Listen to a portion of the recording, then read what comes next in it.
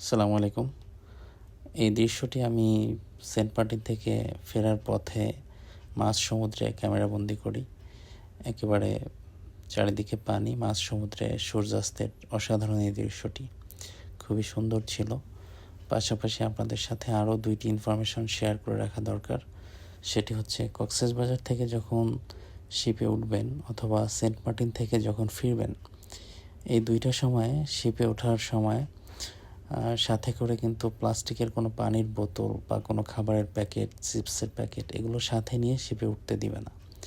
কোস্টগার্ডদের নিয়ম অনুযায়ী এটা আপনাকে করতে দেওয়া হবে না। এটার অন্যতম কারণ হচ্ছে মানুষ পানি খাওয়ার পর বোতলটি নাকি অনেকে সমুদ্রে ফেলে দেয়, খুবই আনএক্সপেক্টেড, বা চিপসের প্যাকেট, খাবারের প্যাকেট এগুলো নাকি সমুদ্রে ফেলে দেয়, এজন্য তারা এটা নিয়ে উঠতে দেয় না। তাহলে 7 ঘন্টার এই যে শিপের জার্নি, এই সময়টা আপনি কী করবেন? আপনার তো পানি বা খাবারের দরকার হবে। তো পানি আসলে শিপে পাওয়া যায়, 5 লিটারের বোতল পাওয়া যায়। তো 5 লিটারের বোতল কিন্তু কেউ যদি 1 জন বা 2 জন যায় সেক্ষেত্রে তার দরকার নাও হতে পারে। আবার 5 লিটার পানির বোতলের দামও ওখানে অত্যন্ত বেশি, প্লাস অন্যান্য খাবারের দাম 2 গুণ 3 গুণ বেশি, বা খাবারের মানও খুব একটা ভালো না। আর পাবলিকের জন্য পানি থাকে ওখানে, জারে করে কিছু পানি নিয়ে যায়, কিন্তু সেই পানিটা কতটা পিওর ড্রিঙ্কিং ওয়াটার সেটা নিয়ে আসলে প্রশ্ন আছে। তো এই জন্য আপনারা কাচের বোতল কেউ চাইলে নিতে পারেন, কাচের বোতল নিতে দেবে, সমস্যা নাই। আর কাচের বোতল ক্যারি করতে না চাইলে একটু টেকনিক অ্যাপ্লাই করতে হবে।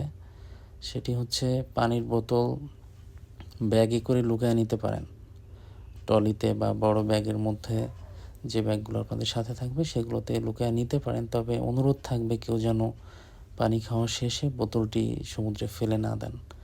যে আশঙ্কা থেকে আর কি নিয়মটি করা, সেইটা ভাঙা উচিত হবে না। খাবারও একইভাবে আপনারা একটু লুকায় নিতে পারেন, তাহলে আর প্রবলেম হবে না। তো ওভাবে যদি খাবার নিতে পারেন কিছুটা কস্ট সেভিং হবে, বা নিজের পছন্দ মতো খাবার সাথে রাখতে পারবেন। এই একটা ব্যাপার।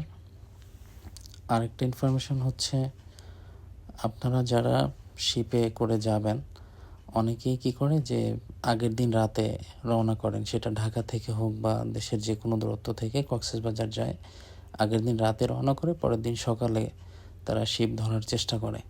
তো এটা অনেক ক্ষেত্রে একটু রিস্কি হয়ে যেতে পারে, কারণ শিপটা খুব সকালেই ছেড়ে যায়, 7:30, 8টা, বা সামনের দিনগুলোতে 8:30, 9টা পর্যন্ত সর্বোচ্চ সময় পাওয়া যাবে। কিন্তু শীতের দিন তো সকাল খুব দ্রুতই সময়টা চলে যাবে, বা গাড়ি দেরি করে যেতেও পারে জ্যাম থাকলে।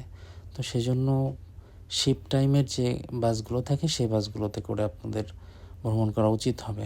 তার মানে ওই বাসগুলো হচ্ছে শিপ টাইম লেখা থাকবে বাসে, মানে শিপ যখন ছাড়বে ওই বাসগুলো সেই অনুযায়ী চলে।